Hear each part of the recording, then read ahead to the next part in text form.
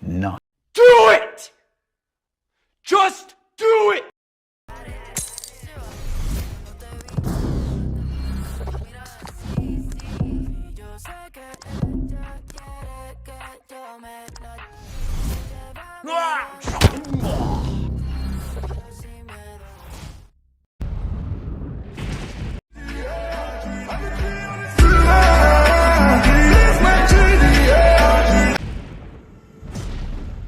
And it's walking off, spot my target, then I'm clarting off. Michael Jackson.